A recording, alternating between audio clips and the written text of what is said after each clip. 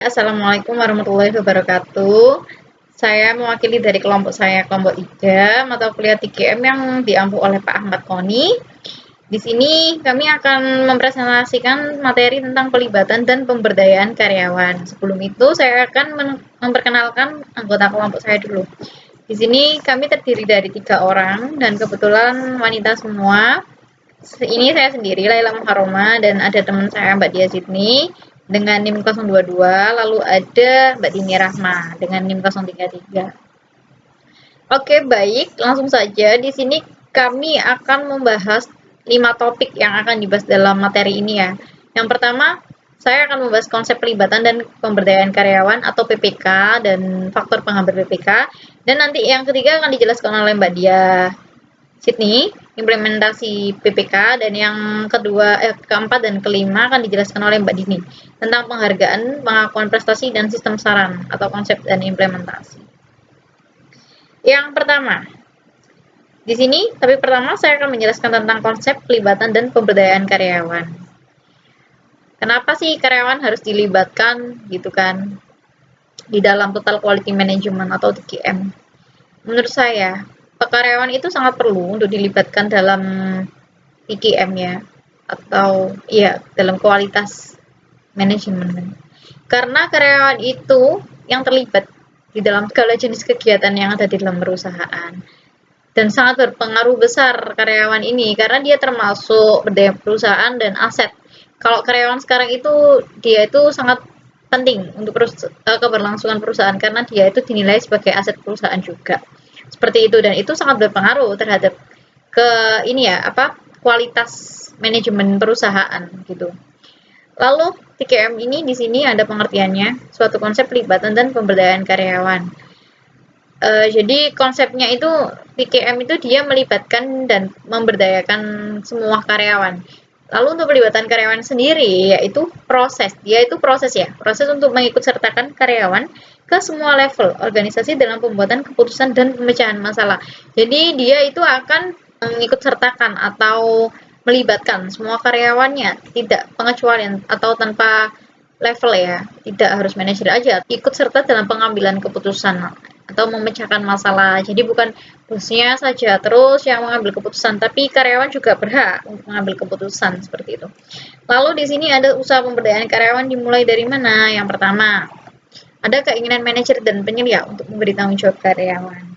Jadi manajer itu juga fungsinya bukan hanya untuk bertanggung jawab atas semuanya ya, atas semua aspek yang dia pimpin. Tapi manajer itu juga harus memiliki tanggung jawab kepada karyawannya dengan cara mendelegasikan tugas. Jadi biar tidak diemban sendiri tugasnya gitu, dibagi. Jadi ada porsinya masing-masing gitu loh. Mendelegasikan tugas itu tujuannya untuk memudahkan mencapai tujuan bersama di organisasi tersebut, dan itu juga akan berpengaruh terhadap kualitas manajemen juga. Yang kedua, melatih penyeliatan karyawan mengenai bagaimana cara untuk melakukan delegasi dan menerima tanggung jawab. Ya, ini tadi sudah saya jelaskan. Jadi karyawannya itu dilatih untuk bertanggung jawab atau menerima tugas gitu kan. Tapi sebelum berikan tugas ini, tentunya karyawan itu juga akan diberikan pelatihan-pelatihan terhadap job desk yang akan dia kerjakan di dalam bidang pekerjaannya itu, di dalam status pekerjaannya itu apa saja yang harus dikerjakan, itu juga akan diberikan pelatihan. Jadi tidak langsung diberikan tanggung jawab tapi nggak diberikan training atau tidak diberikan pelatihan, nanti karyawannya bisa bingung, ini saya harus ngapain, saya cuman suruh ini disuruh ngerjain ini, tapi ya ini gimana caranya, itu nanti akan kacau karena tidak diberikan pelatihan sebelumnya. Yang ketiga, ada komunikasi dan umpan balik perlu diberikan oleh manajer dan penyelia karyawan. Komunikasi, ya komunikasi itu sangat penting ya di dalam dunia pekerjaan atau dunia bisnis. Karena kalau tidak ada komunikasi, pasti yang namanya manajer dan bawahannya itu tidak dapat mengerjakan tugasnya itu dengan baik karena tidak ada komunikasi, tidak ada monitoring kayak gitu kan. Jadi karyawannya juga bisa kerja seenaknya karena tidak termonitor oleh manajernya. Manajernya juga tidak tahu karyawannya itu sudah melakukan apa saja. Jadi harus ada komunikasi di antara keduanya, atau manajernya bertanya kepada karyawannya apa ada masalah di dalam pekerjaan kamu, apa ada yang kamu kesusahan dalam menjalankan ini, gitu, apa butuh bantuan saya, kayak gitu kan. Jadi harus dikomunikasikan dengan baik. Yang keempat, ada penghargaan dan pengakuan sebagai hasil dari evaluasi perlu diberikan kepada karyawan sebagai tanda penghargaan terhadap kontribusi mereka kepada perusahaan. Itu penting banget, penghargaan atau reward kayak gitu kan. Jadi karyawan itu merasa termotivasi jika dia diberikan reward oleh perusahaan kayak gitu.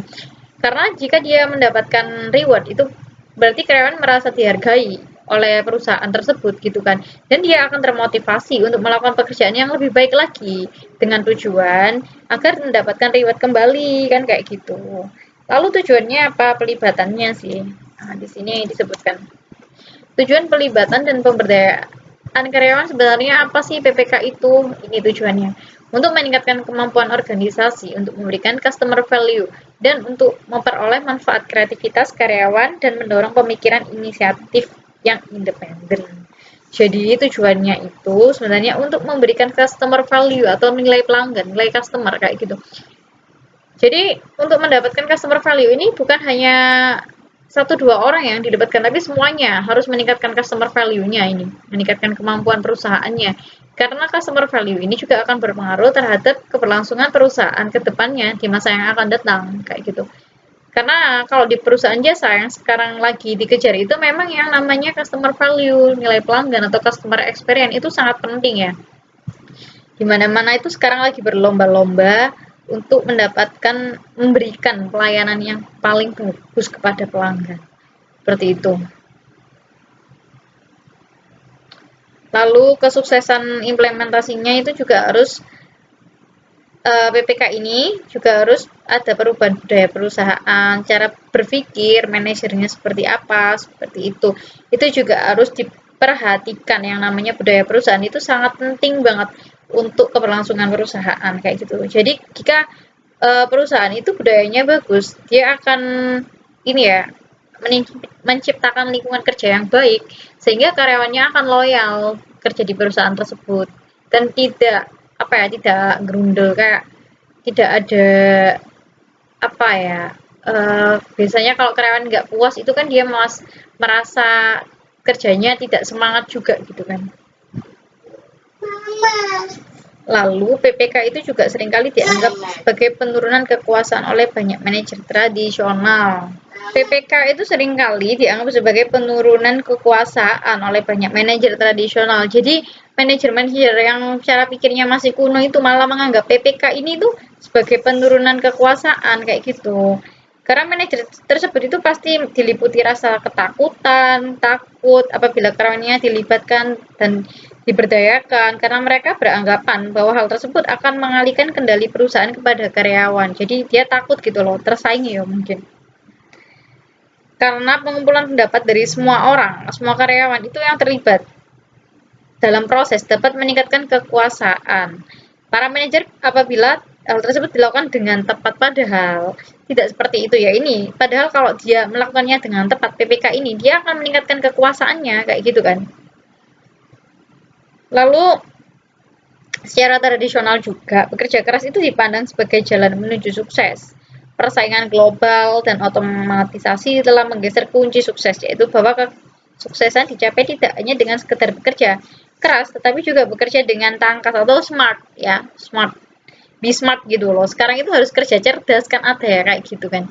Kerja cerdas bukan kerja cepat gitu kan. Bukan kerja ya harus kerja cerdas bukan kerja cepat kan kayak gitu. Ada kan sekarang yang bilang kayak gitu.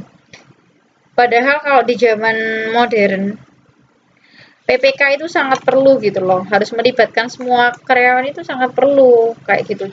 Kalau pikiran manajernya kayak kuno kayak gitu, pasti dia akan tidak bisa melaksanakan PPK ini karena dia sendiri, manajernya sendiri aja tidak mendukung, dia tidak excited gitu ya. Lalu padahal PPK ini juga ditujukan untuk memperoleh manfaat dari kreativitas karyawan dan mendorong pemikiran yang inisiatif. Ini kan disebutkan. Jadi karyawan sekarang kalau di perusahaan-perusahaan sekarang itu, kalau di perusahaan saya bekerja, itu ketika mau melakukan transformasi, itu ada satu lomba gitu. Lomba ide, menggagas ide gitu loh, mengemukakan ide yang bisa diimplementasikan di perusahaan. Jadi kayak kita itu disuruh mengasih ide apa sih, transformasi apa yang harus diberikan untuk perusahaan ini biar tidak ketinggalan zaman. Ya, itu kalau di perusahaan saya berarti sudah melakukan PPK-nya dengan baik gitu kan. Karena ada forumnya sendiri dan ada lombanya kayak gitu. Dan ide yang terbaik biasanya yang sudah dan bisa diimplementasikan itu juga akan mendapatkan nilai plus pada karyawannya dan mendapatkan reward juga seperti itu. Jadi karyawannya itu semangat untuk mengemukakan idenya karena ada rewardnya kan kayak gitu.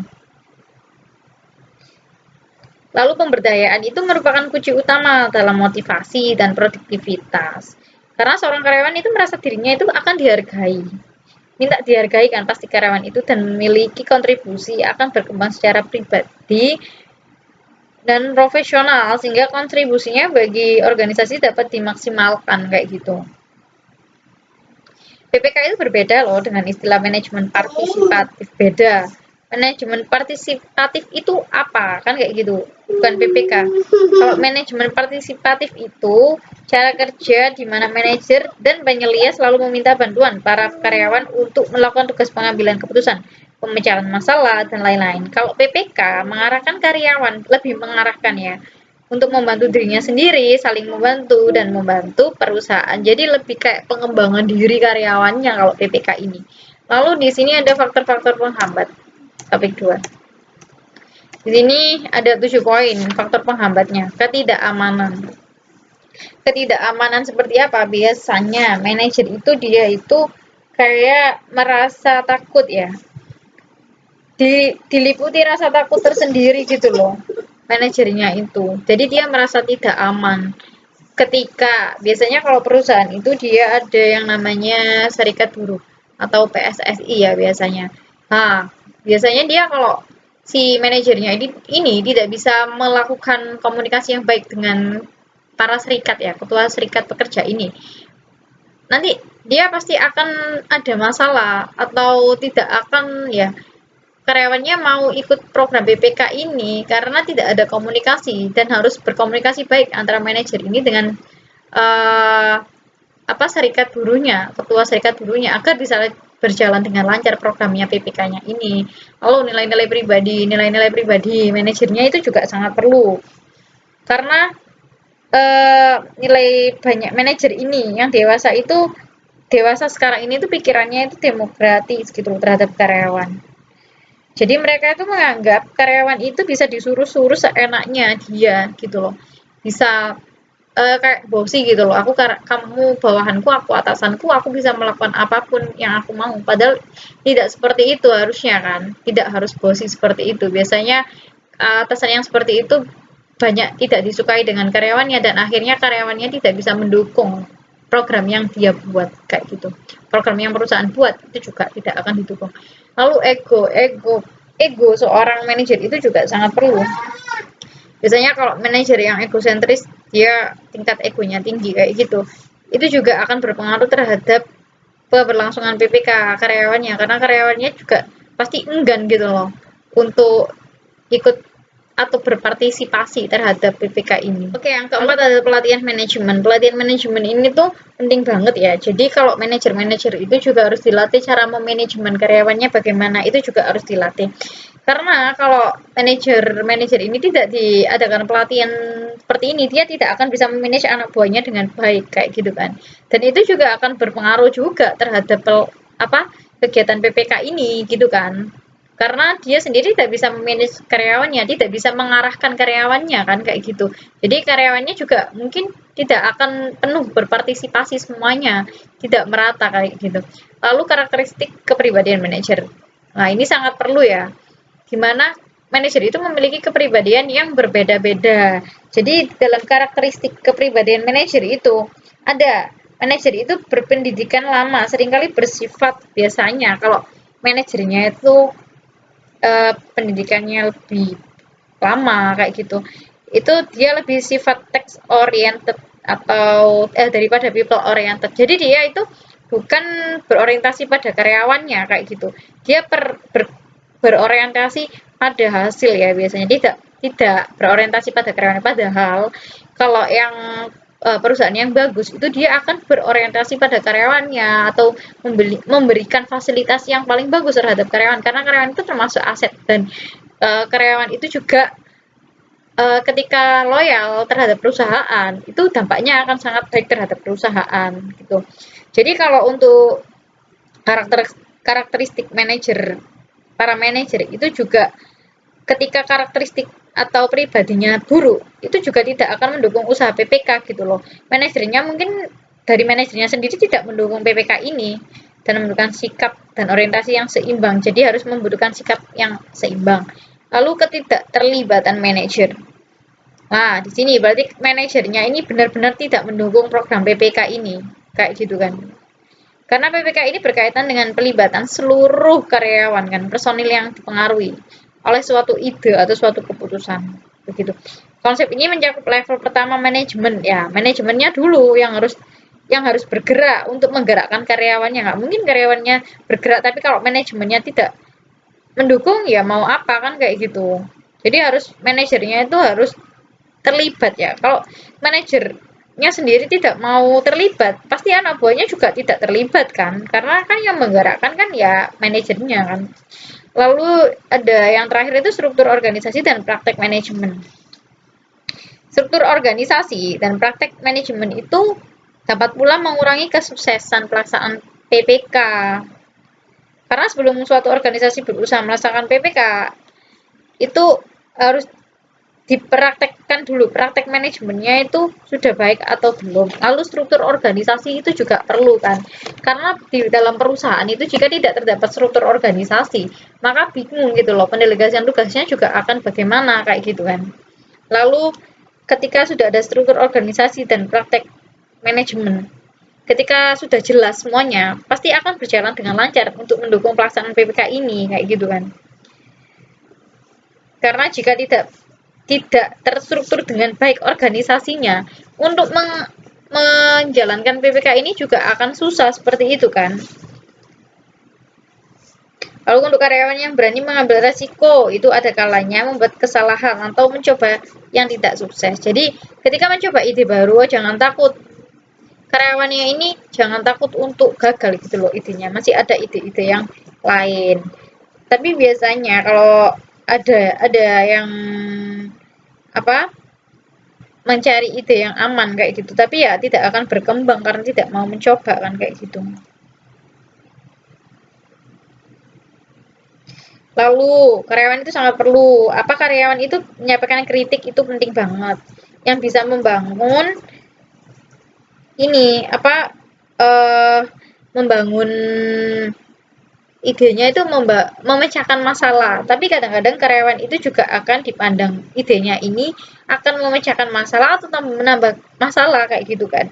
Jadi tapi tidak ada salahnya juga karyawan itu harus speak up ya. Kalau sekarang itu istilahnya speak up. Jadi karyawan juga itu harus terlibat, harus speak up. Apakah ada ide yang bagus nggak? Siapa tahu idenya itu membawa dampak besar bagi perusahaannya kayak gitu. Jadi harus dilakukan sikap yang positif dan terbuka untuk menghadapi kritik-kritik kayak gitu, kritik dan kebebasan menyampaikan masalah atau menyampaikan ide dalam PPK ini sangat penting gitu loh, praktek. Jadi harus dipraktekkan langsung. Ya itu tadi dengan cara mencari ide atau apa gitu kan, mengadakan forum diskusi kayak gitu, melakukan lomba ide kayak gitu. Oke baik, kalau yang di topik 3 nanti akan dijelaskan sama teman saya ya, Mbak Dia. Untuk Mbak Dia, silakan boleh dijelaskan. Terima kasih teman-teman. Tetap di presentasi kami ya, karena masih ada beberapa bab lagi yang harus dijelaskan. Baik, saya akan menjelaskan slide selanjutnya, yaitu implementasi PPK. Pelibatan dan pemberdayaan karyawan PPK akan berarti hanya apabila hal tersebut merupakan suatu usaha sistemik yang dilakukan untuk membantu organisasi guna meningkatkan nilai yang akan diberikan kepada pelanggan. Kesalahan umum yang harus dihindari pada saat mengimplementasikan PPK yaitu yang pertama, memulai kegiatan tanpa adanya strategi sistematik. Yang kedua yaitu memulai kegiatan PPK tanpa adanya kepemimpinan yang aktif dari manajemen. Yang ketiga yaitu menghitung kegiatan atau seperti jumlah pertemuan tim untuk meningkatkan kualitas. Yang keempat yaitu rencana dan harapan yang tidak realistis. Dan yang kelima yaitu mengharapkan pelibatan akan ada akhirnya. Peranan utama manajemen dalam PPK adalah melakukan suatu yang diperlukan untuk menjamin kesuksesan pelaksanaan dan penerapan konsep tersebut secara terus-menerus. Peranan ini dapat diringkas menjadi 3 fungsi, yaitu komitmen, kepemimpinan, dan kemudahan. Ketiga fungsi ini dibutuhkan untuk mengatasi hambatan dan penolakan terhadap pelaksanaan PPK atau perubahan pokok lainnya dalam budaya perusahaan. Peranan manajer dalam PPK yaitu meliputi yang pertama menunjukkan sikap yang mendukung, yang kedua menjadi model peran atau role model, yang ketiga menjadi pelatih, yang keempat menjadi fasilitator, yang kelima mempraktikkan manajemen by walking around, yang keenam mengambil tindakan dengan segera atas rekomendasi, dan yang terakhir menghargai presentasi karyawan.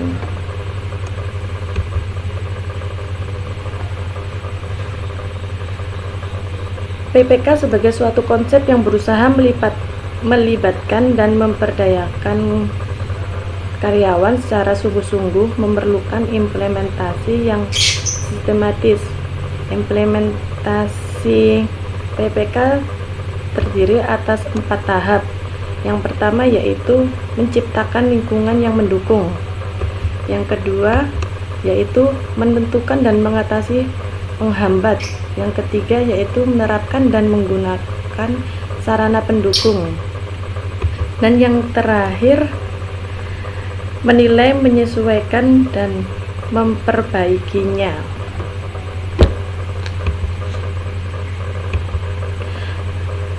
Ada berbagai sarana dapat digunakan untuk mendorong karyawan agar mereka memberikan masukan dan menyalurkannya kepada para pengambil keputusan. Berikut akan diuraikan mengenai beberapa metode yang digunakan, antara lain. Yang pertama yaitu brainstorming. Dalam brainstorming, manajer bertindak sebagai katalisator untuk mendukung diskusi antar peserta. Para peserta didorong untuk mengungkapkan setiap ide yang ada dalam benaknya, dan setiap ide dianggap sahih. Peserta tidak diperkenankan untuk membuat komentar yang bersifat menghakimi atau mengevaluasi saran-saran yang diberikan. Biasanya salah seorang peserta akan mencatat setiap ide dan saran yang diajukan. Setelah semua saran terkumpul, maka dimulailah proses evaluasi. Dalam proses ini nantinya akan dipilih beberapa saran yang dianggap paling sesuai. Yang kedua yaitu nominal group technique. Nominal group technique merupakan salah satu bentuk dari brainstorming. Teknik ini terdiri atas 5 langkah, yaitu langkah pertama, perumusan permasalahan. Pada tahap ini, manajemen merumuskan permasalahan dan memperjelasnya bila diperlukan agar anggota kelompok sungguh-sungguh memahaminya. Yang kedua yaitu mencatat ide masing-masing. Dalam tahap ini setiap kelompok mencatat ide masing-masing, tidak ada diskusi dengan rekannya. Dan yang ketiga yaitu mencatat ide kelompok. Pada tahap ini ide dari masing-masing individu dalam kelompok disampaikan kepada anggota lainnya dengan jalan menuliskannya pada markerboard atau flipchart. Setiap ide yang dituliskan diberi nomor urut. Dalam tahap ini juga belum ada diskusi antar anggota kelompok. Yang keempat yaitu menjelaskan ide-ide. Ide-ide yang telah tercatat diperjelas untuk menjamin bahwa setiap anggota kelompok telah memahaminya. Dan yang terakhir yaitu masing-masing anggota kelompok memilih ide yang dianggapnya sesuai. Setiap anggota diminta untuk memberi penilaian terhadap ide-ide yang dianggapnya paling baik. Hasil penilaian tersebut kemudian dijumlah secara keseluruhan dan dipilih ide yang mendapatkan skor tertinggi. Yang ketiga yaitu gugus kualitas atau quality control.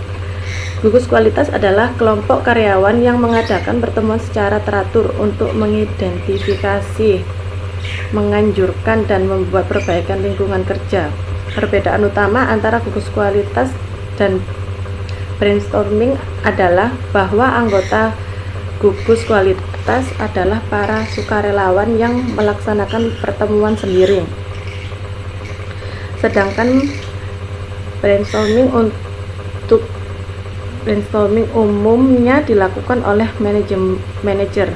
Gugus kualitas bertemu secara teratur sebelum, selama, dan setelah suatu perubahan untuk mendiskusikan pekerjaan mereka, mengantisipasi masalah, menawarkan perbaikan lingkungan kerja, menetapkan tujuan, dan membuat rencana. Keempat yaitu kotak saran. Cara ini dilakukan dengan jalan menyediakan suatu wadah atau kotak tertentu di tempat-tempat yang sesuai dan mudah didatangi agar karyawan dapat meletakkan saran-saran tertulisnya. Dan yang terakhir yaitu manajemen by walking around. Jalan-jalan di tempat kerja dan berbicara dengan para karyawan dapat menjadi cara yang efektif untuk mengumpulkan masukan. Dengan melihat sendiri di lapangan apakah para karyawan benar-benar memahami apa yang mereka kerjakan, maka manajer dapat mengetahui berbagai kendala yang dihadapi. Dengan mengajukan pertanyaan-pertanyaan yang terbuka dan tidak bias, maka manajer memperoleh banyak masukan yang berharga. Selanjutnya akan dijelaskan oleh Mbak Dini. Baik, di sini saya akan menjelaskan pada topik keempat dan kelima, yaitu yang pertama topik keempat, penghargaan dan pengakuan prestasi.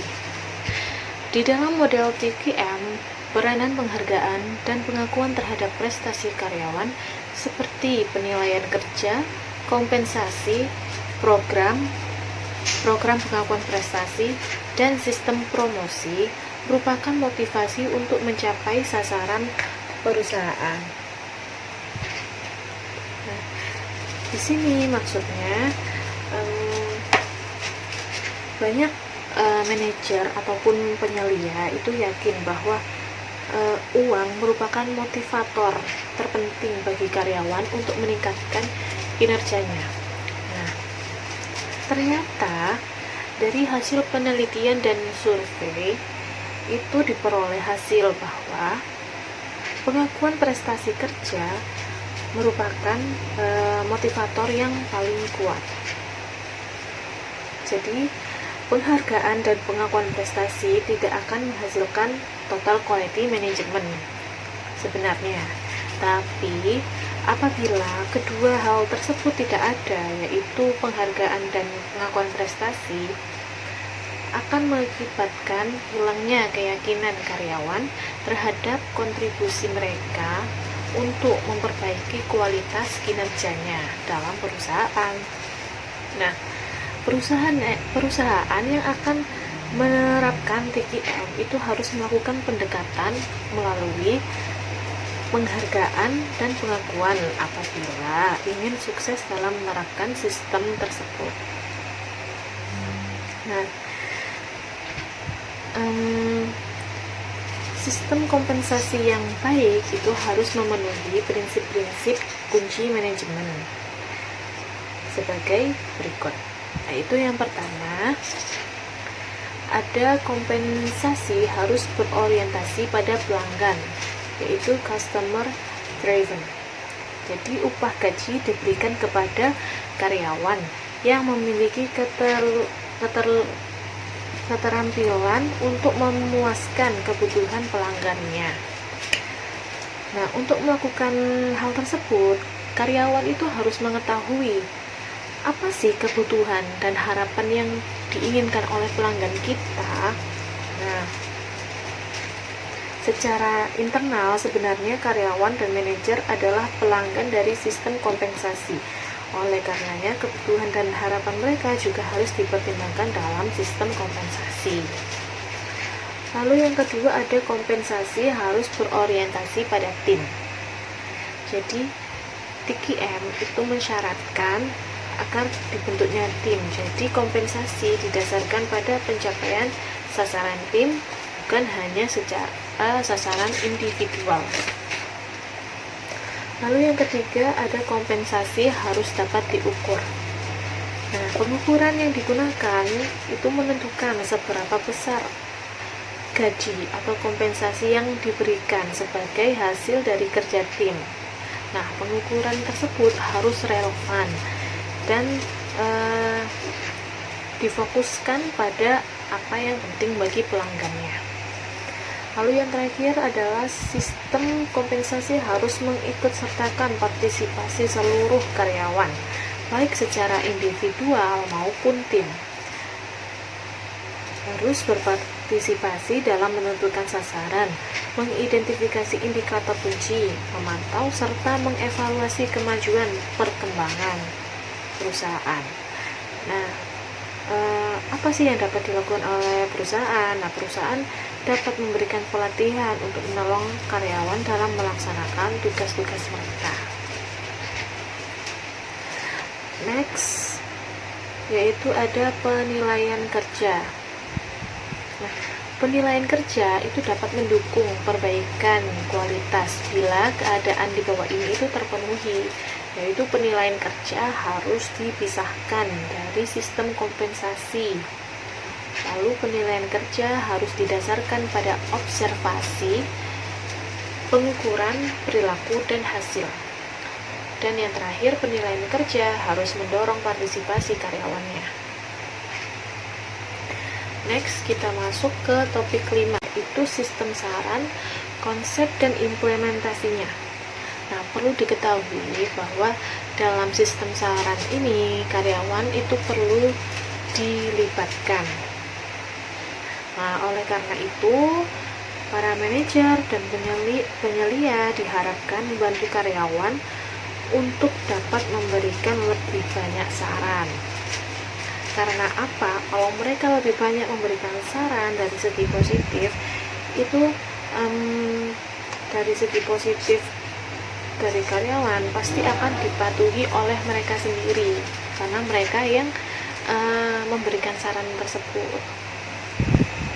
Nah, sebaliknya, bila yang menetapkan adalah pihak manajemen ataupun penyelia, itu belum tentu para karyawan akan mematuhinya. Nah, sebagaimana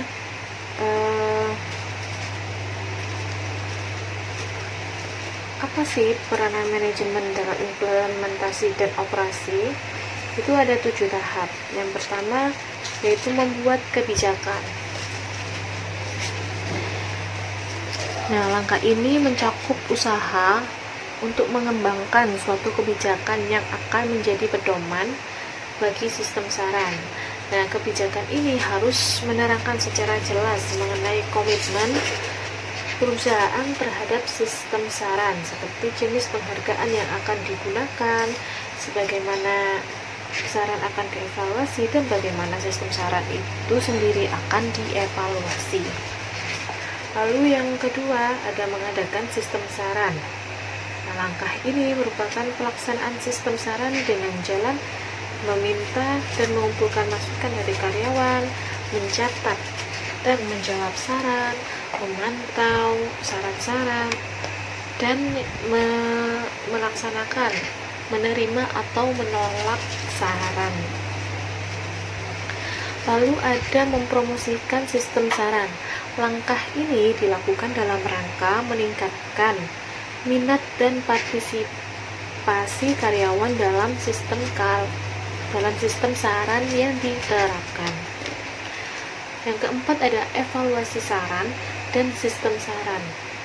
Langkah ini meliputi usaha melatih penyelia dan manajer mengenai bagaimana cara mengevaluasi setiap saran dan sistem saran secara keseluruhan. Lalu melaksanakan saran. Langkah ini merupakan langkah yang sangat penting karena apabila saran yang baik tidak segera dilaksanakan, maka sistem saran tersebut akan kehilangan kredibilitas. Kredibilitas itu seperti kekuatan dalam kepercayaan. Lalu menghargai karyawan. Nah, penghargaan terhadap saran yang diterima dapat diberikan dalam berbagai bentuk. Misalnya dalam bentuk uang atau pengakuan secara umum, atau bisa kita berikan hadiah liburan terhadap karyawan tersebut. Nah, selain diberikan kepada karyawan secara individual, ada baiknya juga bila diberikan kepada tim atau departemen yang paling banyak memberikan saran yang disetujui atau yang dilaksanakan atau diterapkan. Jadi departemen apa nih yang paling banyak sarannya diterima oleh perusahaan dan nantinya akan diterapkan.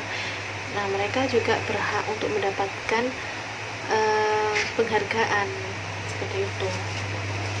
Lalu yang terakhir, memperbaiki sistem saran, yaitu mengidentifikasi dan mengoreksi terhadap kelemahan sistem saran yang diterapkan. Nah, perbaikan terus-menerus perlu dilakukan dalam tahap ini, yaitu dapat mengumpulkan masukan, memantau saran, mengevaluasi saran, dan waktu yang dibutuhkan untuk melaksanakan saran. Lalu ada perbaikan sistem saran. Nah, perbaikan sistem saran ini sebenarnya ada dua aspek, yaitu perbaikan pemrosesan saran dan perbaikan setiap saran. Nah, dalam perbaikan pemrosesan saran, sistem saran merupakan kumpulan proses yang digunakan untuk meminta, mengumpulkan, mengevaluasi, dan menerima atau menolak saran. Nah, kriterianya yang baik adalah sebagai berikut. Semua saran mendapatkan tanggapan formal, semua saran ditanggapi dengan segera, konflik kepribadian yang diminimumkan. Lalu aspek yang kedua adalah perbaikan setiap saran.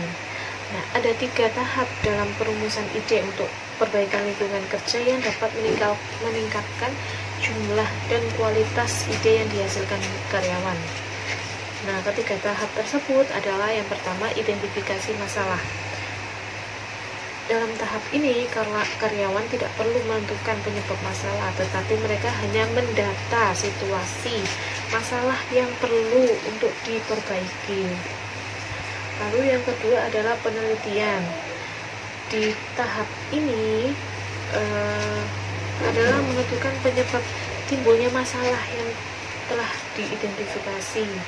Nah, dengan demikian dapat ditentukan masalah yang sebenarnya dihadapi, bukan gejala dari suatu masalah.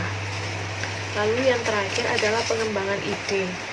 Dalam tahap ini meliputi pengembangan ide-ide untuk memecahkan masalah yang telah diidentifikasi.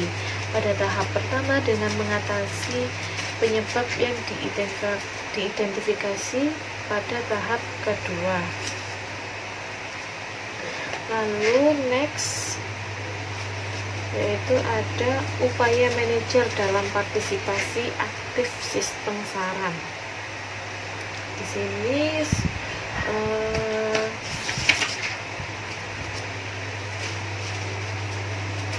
adalah bagaimana upaya manajer untuk karyawannya ikut berpartisipasi aktif dalam memberikan saran. Karena semakin banyak karyawan yang berpartisipasi, maka semakin baik pula sistem sarannya. Yang pertama ada menghilangkan hambatan tersembunyi. Nah, dalam hambatan tersembunyi ini faktornya banyak sekali, misalnya yaitu perilaku negatif. Perilaku negatif itu sikap atau perilaku partisipan dalam mengumpulkan saran, misalnya ekspresi wajahnya yang cemberut seperti itu, atau nada bicaranya yang kasar, atau komentar yang tidak mendukung terhadap saran yang diajukan. Lalu ada keterampilan menulis yang kurang baik. Nah, seringkali karyawan itu kurang memiliki keterampilan menulis atau enggan berpartisipasi dalam program saran.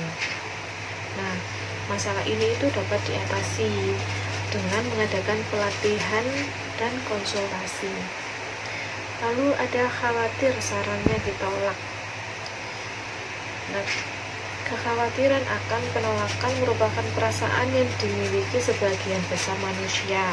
Karyawan enggan berpartisipasi karena rasa khawatir dapat dibantu dalam merumuskan saran awal mereka supaya terbentuk rasa percaya dirinya. Biasanya ini itu karena karyawan itu kurang pede dengan saran yang diberikan, karena mereka sudah berpikir, saranku jelek, pasti ditolak, seperti itu. Lalu ada ketidakmudahan. Ini misalnya formulir saran yang terlalu rumit, atau tempat pengumpulan saran yang terlalu jauh, atau juga terbatasnya waktu,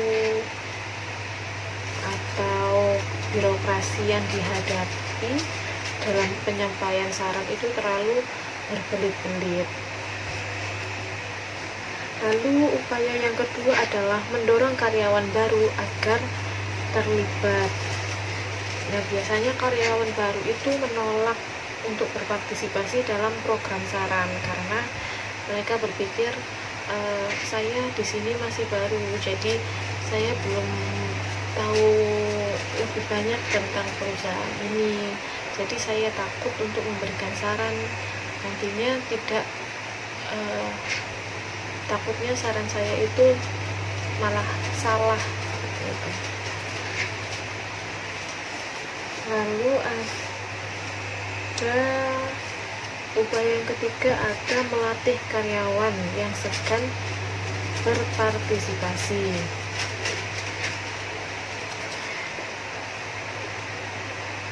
Dalam upaya ini, manajer atau penyelia dapat melakukan pendekatan seperti menilai, yaitu membantu karyawan menilai dan memperoleh gambaran yang jelas mengenai kekuatan dan kelemahan serta minat dan bakat dirinya. Yang kedua, memeriksa atau meneliti, yaitu membantu karyawan meneliti setiap peluang yang ada dalam perusahaan. Apakah mereka lebih cocok ditempatkan di departemen, tim, atau pekerjaan lain. Lalu yang ketiga, mencocokkan. Setelah menilai minat, bakat, kekuatan, dan kelemahan, serta meneliti peluang, karyawan dibantu untuk menemukan kecocokan atau kesesuaian paling optimum bagi dirinya di dalam perusahaan. Yang keempat ada memilih Langkah ini dilakukan untuk membantu karyawan membuat pilihan yang paling baik bagi dirinya. Yang kelima yaitu mengelola, membantu karyawan mengembangkan rencana manajemen karirnya dalam rangka mencapai tujuan pribadinya. Rencana tersebut harus dapat menjadi pedoman bagi mereka untuk beralih dari posisinya saat ini ke posisi di mana mereka dapat memberikan kontribusi lebih terhadap perusahaan. Sekian presentasi dari kelompok kami. Mohon maaf apabila ada salah kata. Bila ada pertanyaan, bisa kita diskusikan di forum atau WA group. Sekian presentasi dari kami. Wassalamualaikum warahmatullahi wabarakatuh.